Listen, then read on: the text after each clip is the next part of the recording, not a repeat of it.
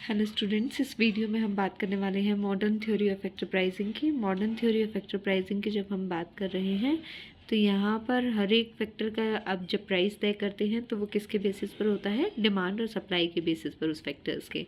तो हम इन दोनों की बात करेंगे। पहले हम बात करते हैं डिमांड फॉर द फैक्टर। हमें पता है कि फैक्टर की डिमांड कैसे डिमांड होती है? डिराइव डिमांड होती है, क्योंकि फैक्टर को डायरेक्ट कंज्यूम नहीं किया जाता बल्कि वो जो वस्तु बनाता है उसको कंज्यूम किया जाता है।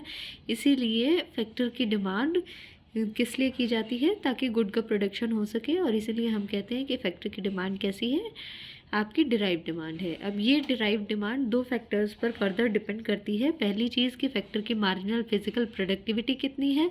दूसरा, फैक्टर का जो मार्केट प्राइस है वो कितना है, जो कमोडिटी उसने प्रोड्यूस की है। और कोई भी फर्म जो प्रॉफिट मैक्सिमाइज करना चाहती है वो कब तक फैक्टर को एम्प्लॉय करके रखेगी? जहाँ पर फैक्टर का मार्जिनल कॉस्ट और मार्जिनल रेवेन्यू प्रोडक्टिविटी इक्वल नहीं हो जाती, keeping all other factors constant. तो मार्जिनल प्रोडक्टिविटी कर्व फैक्टर का डिमांड कर्व होता है जब आप कॉम्पिटिटिव फर्म की बात कर रहे होते हैं।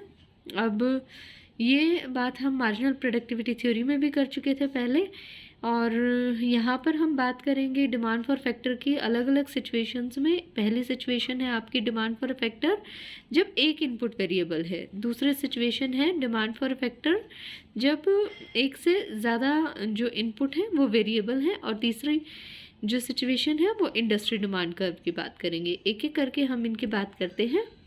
तो पहले हम बात करते हैं डिमांड फॉर फैक्टर इनपुट जब एक जो इनपुट है आपका वो वेरिएबल है। तो डिमांड की जाएगी फैक्टर के लिए जब एक फैक्टर आपका वेरिएबल होगा। तो फर्म कहाँ तक डिमांड करेगी फैक्टर की? जहाँ पर जो फैक्टर का मार्जिनल रेवेन्यू प्रोडक्टिविटी है वो किसके इक्वल नहीं हो जाता? मार्जिनल फैक्टर कॉस्ट के, जो कि हमने मार्जिनल प्रोडक्टिविटी थ्योरी की थी, वहाँ भी बात की थी कि कोई भी फर्म कितना पेमेंट करना चाहेगी एडिशनली फैक्टर को लगाने के लिए, जितना वो फैक्टर प्रोडक्शन में कंट्रीब्यूट कर रहा है और जितना उस प्रोडक्शन से हमें एडिशनल रेवेन्यू मिल रहा है। इसके ठीक विपरीत यदि आप बात करें, एमआरपी यदि ज़्यादा है यानी फैक्टर की मार्जिनल रेवेन्यू प्रोडक्टिविटी ज़्यादा है मार्जिनल फैक्टर कॉस्ट से, तो फैक्टर ज़्यादा कंट्रीब्यूट कर रहा है, ज़्यादा रेवेन्यू फैच कर रहा है, ऐसे में एडिशनल फैक्टर्स और फर्म हायर करना चाहेगी। और अगर सिचुएशन उल्टी हो जहाँ पर मार्जिनल रेवेन्यू प्रोडक्टिविटी कम है और मार्जिनल फैक्टर कॉस्ट ज़्यादा है, तो वहाँ पर रेवेन्यू में कम एडिशन हो रहा है जबकि फैक्टर को ज़्यादा पे करना पड़ रहा है। तो ऐसे में फर्म लॉस के सिचुएशन में होती है और कम यूनिट्स फैक्टर की हायर करना चाहती है। अल्टीमेटली जो प्रॉफिट मैक्सिमाइजिंग फर्म है वो कहाँ तक फैक्टर को हायर करती है? जहाँ पर marginal revenue productivity marginal factor cost के इक्वल हो जाती है। तो मार्जिनल रेवेन्यू प्रोडक्टिविटी फर्म का क्या होता है? डिमांड कर्व भी होता है, हम पहले बात कर चुके हैं। और ये कैसे सिचुएशन में होता है? जब हम ये मानकर चलें कि एक ही फैक्टर है जो आपका वेरिएबल फैक्टर है और परफेक्ट कंपटीशन पाया जा रहा है फैक्टर मार्केट में भी, प्रोडक्ट मार्केट में भी। इसी सिचुएशन को हम डायग्राम से देखेंगे। ये डायग्राम देख सकते हैं। यहाँ एक्स एक्सिस पर हमें यूनिट ऑफ फैक्टर दिखाया है, वाई एक्सिस पर फैक्टर की कॉस्ट दिखाई गई है, और डी डिमांड कर्व बनाया है जो कि एमआरपी कर्व है यानी फैक्टर की मार्जिनल रेवेन्यू प्रोडक्टिविटी भी है। और इसी के साथ आपका मार्जिनल फैक्टर कॉस्ट कर्व बनाया है, marginal factor cost first, marginal factor cost second.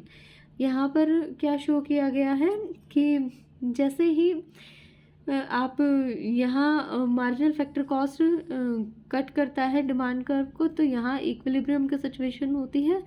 यहाँ तक फैक्टर हायर करना चाहती है कोई भी फर्म, W1 वेज पे करेगी और L1 लेबर को हायर करना चाहेगी। और यदि इसके ठीक विपरीत मार्जिनल फैक्टर कॉस्ट कम होगी तो ये यहाँ इक्विलिब्रियम की सिचुएशन होगी जहाँ मार्जिनल रेवेन्यू प्रोडक्टिविटी और मार्जिनल फैक्टर कॉस्ट सेकंड जो है वो इक्वल होते हैं। और इस पर इतनी वेज रेट पे कर इतने लेबर को फर्म फर्दर हायर करना चाहेगी, OL यूनिट्स ऑफ लेबर को। फिर दूसरी सिचुएशन क्या है कि फैक्टर्स की कहाँ डिमांड करेगी जो फर्म है आपके? यदि आपके जो सेवरल इनपुट्स हैं वो वेरिएबल हों, और अगर सेवरल इनपुट्स वेरिएबल होते हैं तो फर्म के मार्जिनल रेवेन्यू प्रोडक्टिविटी कर्व को हम फर्म का डिमांड कर्व नहीं कह सकते। जैसे कि हम पहले वाले केस में जब एक फैक्टर या एक इनपुट आपका वेरिएबल था कह रहे थे, क्योंकि यहाँ पर जैसे ही किसी एक इनपुट का प्राइस चेंज होगा वैसे ही जो है वो दूसरे इनपुट्स को इन्फ्लुएंस करेगा और दूसरे इनपुट्स में भी चेंजेस देखने को आपको मिलेंगे। उनकी डिमांड में शिफ्ट देखने को मिलेगा, क्योंकि एक फैक्टर जिसका इनिशियली प्राइस चेंज होता है वो दूसरे फैक्टर की मार्जिनल रेवेन्यू प्रोडक्ट को इन्फ्लुएंस करता है। डायग्राम की हेल्प से हम इस कॉन्सेप्ट को समझने की कोशिश करते हैं। एक्स एक्सिस पर आपकी यूनिट ऑफ लेबर लिया है, वाई एक्सिस पर प्राइस ऑफ लेबर लिया है, और पहले कोई मार्जिनल रेवेन्यू प्रोडक्टिविटी या डिमांड कर्व था जो फर्म का, वो ये था। और इस डिमांड कर्व पर फर्म OW वेज पर कितने लेबर हायर कर रही थी, OL। और उसके बाद क्या होता है कि आपके जो फर्म है वो W1 वेज रेट यदि हो जाती है तो उस पर MRP1 कर्व के अकॉर्डिंग कितने लेबर हायर करना चाहेगी, L2। लेकिन जैसे ही वेज कम होगी और फर्म ने ज़्यादा लेबर हायर किए, हम फिर कह सकते हैं कि साथ के सारे फैक्टर्स वेरिएबल हैं, सारे के सारे फैक्टर वेरिएबल हैं। तो फर्म जैसे ही लेबर बढ़ाएगी उसके साथ कैपिटल का यूज़ भी बढ़ाएगी, और लेबर और कैपिटल का यूज़ जैसे ही बढ़ेगा वैसे ही लेबर की एफिशिएंसी इंक्रीज़ होगी, क्योंकि लेबर और ज़्यादा कैपिटल के साथ और एफिशिएंटली काम कर पाएगा। और लेबर की एफिशिएंसी इंक्रीज़ होने के कारण लेबर की जो रेवेन्यू प्रोडक्टिविटी है वो बढ़ेगी, जिसके कारण ज़्यादा प्रोडक्शन हो पाएगा और लेबर की ज़्यादा डिमांड होगी। तो वेज रेट जब भी W से डिक्रीज़ होकर W1 हो रही है तो लेबर की डिमांड केवल इतनी इंक्रीज़ नहीं होगी, लेबर की डिमांड इससे ज़्यादा इंक्रीज़ होगी। तो आपका जो MRP1 कर्व है वो आगे की तरफ शिफ्ट कर जाता है MRP2 पर, और W1 वेज पर जहाँ की लेबर की डिमांड OL2 होनी चाहिए थी, वहाँ पर OL2 होने की बजाय W1 वेज पर लेबर की डिमांड OL2 से कहीं ज़्यादा OL1 होगी, क्योंकि सारे के सारे फैक्टर्स वेरिएबल हैं। जैसे ही आप एक फैक्टर को बढ़ाते हैं वेज रेट कम होने के कारण, वैसे ही उसके साथ कैपिटल का यूज़ बढ़ेगा, और वैसे ही जो लेबर है वो ज़्यादा एफिशिएंटली यूज़ होगा, उसके रेवेन्यू प्रोडक्टिविटी बढ़ेगी, और उसी के कारण उस वेज रेट पर जो लेबर की डिमांड बढ़नी चाहिए थी उससे कहीं ज़्यादा लेबर की डिमांड आप बढ़ती हुई देखेंगे।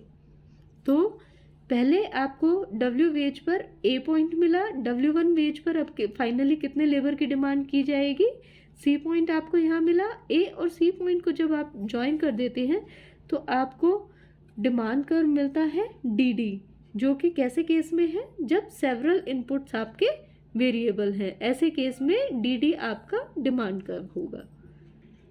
फिर हम बात करते हैं इंडस्ट्री के डिमांड कर्व की, और इंडस्ट्री अपने आप में हमें पता है कि सारी फर्म से मिलकर बनती है। तो इंडस्ट्री का डिमांड कर्व हम परफेक्ट कंपटीशन की मार्केट की यदि बात करते हैं तो वहाँ पर इंडस्ट्री का डिमांड कर्व एग्रीगेट हो सकता है सारी फर्म्स के डिमांड कर्व का, और हॉरिजॉन्टल समेशन हो सकता है फैक्टर्स के डिमांड कर्व का। लेकिन जब आप बात करते हैं परफेक्ट कंपटीशन मार्केट की, जहाँ पर आउटपुट बढ़ता है इंडस्ट्री का आउटपुट जैसे ही, क्योंकि फर्म्स बढ़ेंगी वैसे ही इंडस्ट्री का आउटपुट बढ़ेगा। अगर प्रोडक्ट का प्राइस चेंज, तो जैसे ही आपकी फर्म्स बढ़ेंगी आपका आउटपुट बढ़ेगा, वैसे ही जो प्रोडक्ट का प्राइस है परफेक्ट कंपटीशन में वो कम हो जाएगा। और परफेक्ट कंपटीशन में यदि प्रोडक्ट का प्राइस कम होगा तो उससे आपका जो मार्जिनल रेवेन्यू प्रोडक्टिविटी कर्व है वो लेफ्टवर्ड शिफ्ट कर जाएगा, और ऐसे में डिमांड कर्व जो होगा वो हॉरिजॉन्टल समेशन नहीं होगा फर्म के ओरिजिनल MRP कर्व का, बल्कि वो उससे ज़्यादा इनइलास्टिक होगा। इस कॉन्सेप्ट को डायग्राम की हेल्प से हम बेहतर समझ पाएंगे। तो हम दो पार्ट में यहाँ बात करेंगे। एक फर्म का डिमांड दिखा रखा है, बी में इंडस्ट्री का डिमांड कर्व दिखा रखा है आपको। एक्स एक्सिस पर यूनिट ऑफ फैक्टर लिया है, वाई एक्सिस पर फैक्टर रेवेन्यू लिया है। तो पहले फर्म का कोई डिमांड कर्व है MRP1, उस पर फर्म कितना पहले फर्म का डिमांड कर्व है MRP, उस पर फर्म कितना फैक्टर हायर कर रही है, यदि W वेज रेट है तो L फैक्टर हायर कर रही है, और W1 वेज रेट है तो L2 फैक्टर हायर कर रही है। और यदि आप बात करें कि जैसे ही फर्म W1 पर L2 यानी ज़्यादा लेबर लगाएगी, तो ज़्यादा लेबर लगाने के कारण, क्योंकि वेज रेट कम हो गई है यहाँ पर, तो ज़्यादा लेबर लगाने के कारण जो है प्रोडक्शन वो ज़्यादा होगा, प्रोडक्शन ज़्यादा होगा तो जो सप्लाई है मार्केट में चीज़ों की वो बढ़ जाएगी, और सप्लाई यदि मार्केट में चीज़ों की बढ़ेगी तो उनका प्राइस कम हो जाएगा, और जैसे ही चीज़ों का प्राइस कम होगा वैसे ही उनका प्रोडक्शन कम होगा, और वैसे ही फर्दर फिर लेबर की डिमांड कम हो जाएगी। तो W1 वेज रेट जब हो जाती है W से डिमिनिश होकर, तो W1 पर L2 लेबर लगाने की बजाय फर्म L2 से कम लेबर लगाएगी, क्योंकि चीज़ों के प्राइसेस डिमिनिश हो गए हैं, तो OL1 लेबर एम्प्लॉय किया जाएगा। इसीलिए जो MRP कर्व है वो बैकवर्ड शिफ्ट हो जाएगा और किसी C पॉइंट पर आएगा।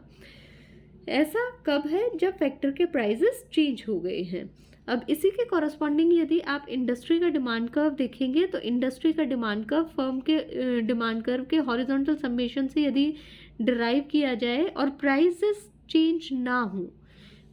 चेंज ना हो प्रोडक्ट के, तो इसी MRP कर्व के अलॉन्ग मूव करेगा आपका इंडस्ट्री का डिमांड कर्व। आपको निकालना है तो फर्म का डिमांड कर्व यही रहेगा, W पर OL और W1 पर OL2 लेबर ही हायर किया जाएगा। कैसी कंडीशन में? याद रखिए, जब चीज़ों के प्राइसेस चेंज नहीं हो रहे हैं।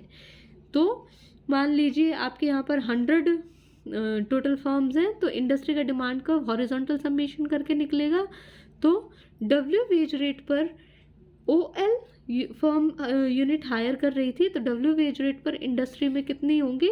100L। W1 पर फर्म कितनी हायर कर रही है? L2। तो W1 पर इंडस्ट्री में टोटल कितना होगा? 100L2।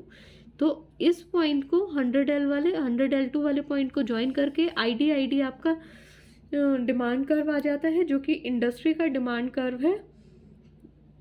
कैसे केसेस में? जब चीज़ों के प्राइसेस चेंज नहीं हो रहे हैं। दूसरी तरफ हम मानकर चलते हैं कि चीज़ों के प्राइसेस कम हो रहे हैं, तो चीज़ों के प्राइसेस कम होने के कारण पहले आप इनिशियली OL यूनिट्स लेबर की हायर करते हैं, फिर जब वेज रेट कम हो जाती है तो आप OL2 हायर करने के बजाय उससे कम OL1 units of labour hire करते हैं।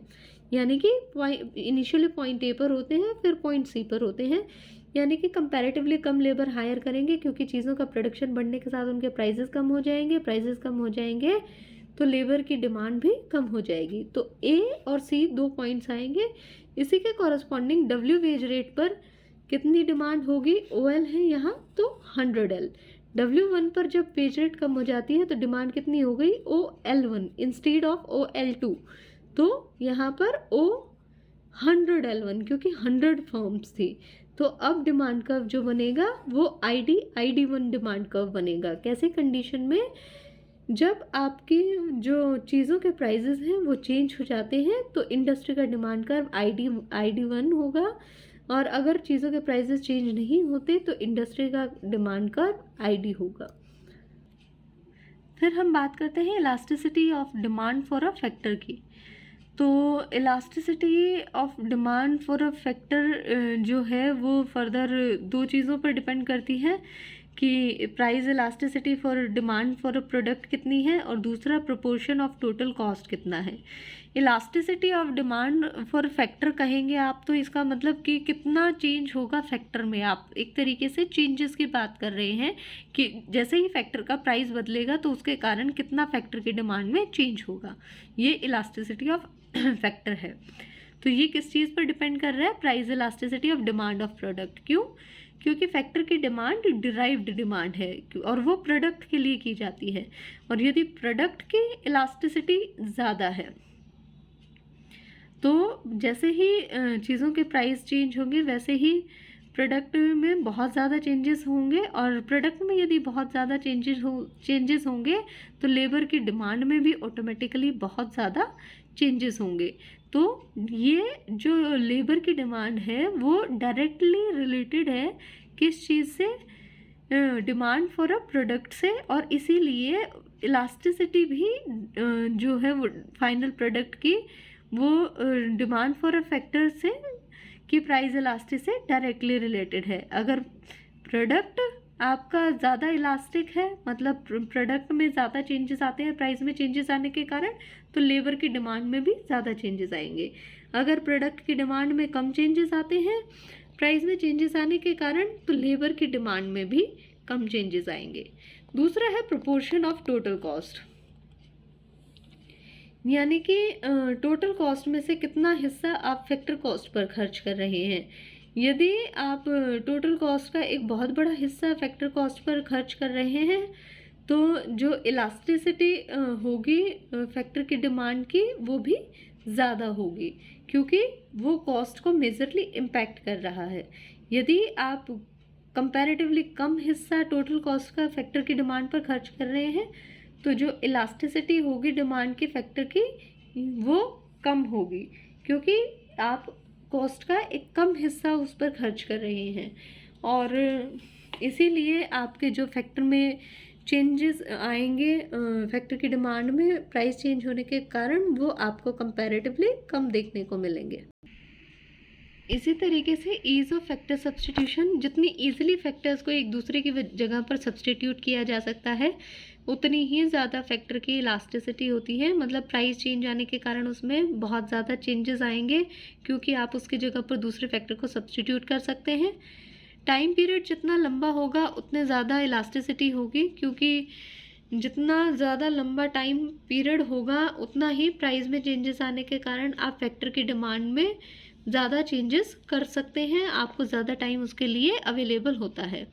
रेट ऑफ एमआरपी डिक्लाइन, अब एमआरपी यानी मार्जिनल रेवेन्यू प्रोडक्ट की बात कर रहे हैं, वो किस स्पीड से डिक्लाइन हो रहा है। अगर वो स्लोली डिक्लाइन हो रहा है तो आपका जो इलास्टिसिटी है वो कंपैरेटिवली आप कह सकते हैं कम होगी, और अगर वो स्पीड से डिक्रीज़ हो रहा है तो आप कह सकते हैं कि वहाँ पर फैक्टर भी स्पीड से डिक्रीज़ होगा और वहाँ इलास्टिसिटी आपकी कंपैरेटिवली कम होगी। यहाँ हम इस डायग्राम में देख सकते हैं एक्स एक्सिस पर डिमांड ऑफ फैक्टर है, वाई एक्सिस पर फैक्टर कॉस्ट लिया गया है। दो एमआरपी कर्व बनाए हैं, एमआरपी और एमआरपी 1। और यहाँ पर आप बात करें तो एमआरपी 1 जो है वो फैक्टर की वहाँ पर जो मार्जिनल रेवेन्यू प्रोडक्टिविटी है वो कंपैरेटिवली धीरे धीरे डिक्लाइन हो रही है, यानी कि एकदम से जो एमआरपी 1 कर्व है वो आपका स्टीप नहीं है, एकदम से डिक्लाइन नहीं होता, उसका स्लोप एकदम खड़ा नहीं है, वो कंपैरेटिवली फ्लैटर है। तो यहाँ पर मार्जिनल रेवेन्यू प्रोडक्टिविटी फैक्टर की धीरे धीरे डिक्लाइन हो रही है, और जब धीरे धीरे डिक्लाइन होगी तो एमआरपी कर्व कैसा है आपका जो वो इलास्टिक कर्व होगा, यानी कि जैसे ही फैक्टर का प्राइस चेंज होगा P से P1 हो जाता है, वैसे ही फैक्टर की डिमांड L3 से L4 हो जाएगी। इसके ठीक विपरीत यदि एमआरपी आपकी स्पीड से डिक्लाइन होगी, यानी कि स्टीप कर्व होगा, तो वहाँ पर जो इलास्टिसिटी है वो फैक्टर की आपके कंपैरेटिवली कम होगी। यहाँ पर P से P1 जब प्राइस होता है तो फैक्टर की डिमांड L1 से बढ़कर L2 हो जाती है। तो दोनों केसेस में आप देख सकते हैं एमआरपी के कि सेम प्राइस में चेंज हो रहा है, लेकिन एमआरपी 1 में लेबर की डिमांड में ज़्यादा चेंज हो रहा है, एमआरपी में लेबर की डिमांड में कम चेंज हो रहा है। तो ये इलास्टिक कर्व है और ये कंपैरेटिवली कम इलास्टिक कर्व है। क्यों? क्योंकि इलास्टिसिटी ये बताती है कि प्राइस में चेंज होने के कारण फैक्टर की डिमांड में कितना चेंज होगा। ज़्यादा जहाँ पर चेंज होगा फैक्टर की डिमांड में, वहाँ पर इलास्टिसिटी फैक्टर की डिमांड के लिए ज़्यादा होगी, अदरवाइज फैक्टर की डिमांड के लिए इलास्टिसिटी कम होगी। इसके साथ साथ हम ठीक बात करते हैं सप्लाई ऑफ फैक्टर्स की। सप्लाई ऑफ फैक्टर्स की बात करते हैं तो 3 तरीके के आपके कर्व पाए जाते हैं सप्लाई ऑफ फैक्टर के लिए। वही एक्स एक्सिस पर unit of factor, y axis पर फैक्टर कॉस्ट लिया गया है। पहली जो कंडीशन है उसमें सप्लाई इकोनॉमी के लिए दिखाई गई है, दूसरी में इंडस्ट्री के लिए और तीसरी में फर्म के लिए। और इसी के साथ हम बात करेंगे सप्लाई ऑफ लैंड की। तो सप्लाई ऑफ लैंड को यहाँ एक्सप्लेन किया गया है। अगर आप इकोनॉमी के पॉइंट ऑफ व्यू से देखेंगे तो लैंड की सप्लाई कैसी होती है, कांस्टेंट होती है, फिक्स होती है। तो आपको इस तरीके का कर्व देखने को मिल रहा है। दूसरी तरफ जब आप इंडस्ट्री की बात कर रहे हैं तो किसी भी इंडस्ट्री में लैंड की जो सप्लाई है वो बढ़ सकती है, बशर्ते लैंड के लिए हायर प्राइस पे करने को इंडस्ट्री तैयार हो। तो पॉजिटिवली स्लोपिंग आपको कर्व देखने को मिल रहा है। इसके ठीक विपरीत परफेक्टली इलास्टिक आपको सप्लाई कर्व देखने को मिल सकता है। किसके लिए? फर्म के लिए। कैसे फर्म के लिए? कॉम्पिटिटिव फर्म के लिए, यानी कि फिक्स फैक्टर कॉस्ट पर कितनी भी लैंड की डिमांड कोई कॉम्पिटिटिव फर्म कर सकती है। उसके साथ हम बात करने वाले हैं सप्लाई ऑफ लेबर की। जब हम सप्लाई ऑफ लेबर की बात करते हैं तो सप्लाई ऑफ लेबर आपका कि कितने डेज़, कितने आवर्स पर्टिकुलर लेबर की टाइप काम करने के लिए एग्जिस्टिंग वेज रेट पर तैयार है, उसको हम सप्लाई ऑफ लेबर कहते हैं। और सप्लाई ऑफ लेबर बहुत सारे factors, economic, non economic, psychological factors पर डिपेंड करती है, उससे इन्फ्लुएंस होती है। इकोनॉमिक फैक्टर्स की यदि हम बात करें तो उसमें कि कितना मॉनेटरी डिज़ायर है, क्या एम्प्लॉयमेंट का सिनेरियो है, क्या बार्गेनिंग पावर है, वो सारे फैक्टर्स आ जाते हैं। नॉन इकोनॉमिक फैक्टर्स में आपके डोमेस्टिक एनवायरनमेंट कैसा है, फैमिली का अफेक्शन कैसा है, इनकी बात करते हैं। वही साइकोलॉजिकल फैक्टर्स में कितना टाइम लेबर है जो काम करना चाहता है, कितना टाइम आराम करना चाहता है, इसकी बात की जाती है। और नॉर्मली यदि आप सप्लाई कर्व की बात करें लेबर की तो वो अपवर्ड स्लोपिंग पाया जाता है। और ये बैकवर्ड स्लोपिंग या बैकवर्ड बेंडिंग भी हो सकता है। डायग्राम से इसे समझते हैं। डायग्राम पर आने से पहले हम ध्यान देंगे कि दो अफेक्ट्स आपके यहाँ पर इस डायग्राम के लिए काम कर रहे हैं, एक सब्स्टिट्यूशन अफेक्ट, दूसरा इनकम अफेक्ट। तो जैसे ही वेज रेट इंक्रीज होती है, ज़्यादा से ज़्यादा लोग अपने आप को काम करने के लिए तैयार करते हैं। दूसरी तरफ तो ये पॉजिटिव पाया जाता है लेबर सप्लाई के केस में। दूसरी तरफ इनकम अफेक्ट की बात करें तो यदि आपके पास बेटर इनकम आ जाए या बेटर इकोनॉमिक पोजीशन आ जाए तो आप क्या करना भी पसंद कर सकते हैं? आराम करना भी पसंद कर सकते हैं बजाय काम करने के। तो इनकम अफेक्ट नेगेटिव होता है। अब ये डिपेंड करता है कि कर्व किस तरीके का होगा, कि सब्स्टिट्यूशन अफेक्ट स्ट्रॉन्गर है या इनकम अफेक्ट स्ट्रॉन्गर है। डायग्राम को हम देखें, यहाँ यूनिट ली है लेबर की, यहाँ पर वेजेस लिया गया है। जब आप शुरुआती फेज़ को देखते हैं, यह एस से पी तक आपको पॉजिटिवली स्लोप सप्लाई कर्व दिखता है, यानी यहाँ पर जैसे जैसे वेज रेट बढ़ेगी वैसे वैसे लेबर की सप्लाई बढ़ती चली जाएगी। यहाँ पर लेबर की सप्लाई इसलिए बढ़ेगी क्योंकि यहाँ पर जो सब्स्टिट्यूशन अफेक्ट है वो आपका ज़्यादा है और जो इनकम अफेक्ट है वो आपका कम पाया जाता है। यानी कि लेबर क्या करने को तैयार है? ज़्यादा वेज रेट के लिए ज़्यादा काम करने को तैयार है। और इसके बाद यदि आप बात करें एस से P1 पर, तो ये बैकवर्ड बेंडिंग या नेगेटिव सप्लाई कर्व देखने को मिलता है। यहाँ पर इनकम अफेक्ट हावी हो जाता है सब्स्टिट्यूशन अफेक्ट पर, यानी कि वेज रेट पर यहाँ W1 पर लेबर कम्प्लीटली संतुष्ट है। यदि इसके बाद वेज रेट आप बढ़ाने की बात करते हैं तो लेबर की सप्लाई बढ़ने की बजाय कम हो जाएगी, क्योंकि लेबर अब काम करने के बजाय आराम को ज़्यादा पसंद करते हैं। इसी के साथ जब सप्लाई ऑफ कैपिटल और एंटरप्रेन्योरशिप की आप बात करते हैं तो इनका अपवर्ड स्लोपिंग कर्व देखने को मिलता है। जैसे ही हायर प्राइस पे किए जाएंगे कैपिटल के लिए, उसकी सप्लाई कंपैरेटिवली हायर होगी। और दूसरी तरफ यदि एंटरप्रेन्योरशिप की बात कर रहे हैं तो यदि किसी भी इंटरप्राइज से एक्सपेक्टेड रिटर्न्स हैं जो वो हायर हैं तो एंटरप्रेन्योर ज़्यादा अट्रैक्ट होंगे और एंटरप्रेन्योर अपनी सप्लाई को बढ़ा सकते हैं। तो कुल मिलाकर जब हम सप्लाई की बात करते हैं, ज़्यादातर फैक्टर्स के केस में upward sloping normal supply curve देखने को मिलता है।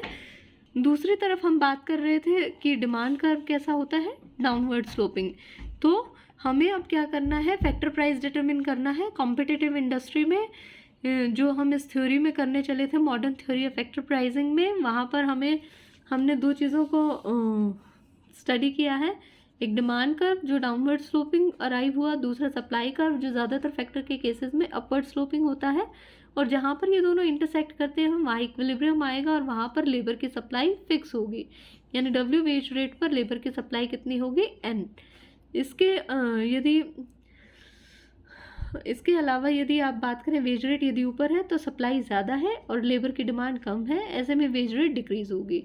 इसके ठीक नीचे यदि आप बात करेंगे तो लेबर की डिमांड ज़्यादा है, लेबर की सप्लाई कम है, तो वेज रेट इंक्रीज होगी और अल्टीमेटली वेज रेट डब्ल्यू पर आकर इस्टेब्लिश होगी, जो कि इक्विलिब्रियम वेज रेट होगी और ओ एन लेबर की टोटल इकोनॉमी में सप्लाई होगी। तो इंडस्ट्री परफेक्ट कंपटीशन के अंदर आपका प्राइस डिसाइड करेगी और कहाँ डिसाइड करेगी, जहाँ पर डिमांड और सप्लाई लेबर की इक्वल है। डिमांड कर्व इंडस्ट्री के लिए हमने पहले इस थ्योरी में देखा कि डाउनवर्ड स्लोपिंग डिमांड कर्व आता है और अपवर्ड स्लोपिंग जनरली फैक्टर्स के लिए सप्लाई कर्व।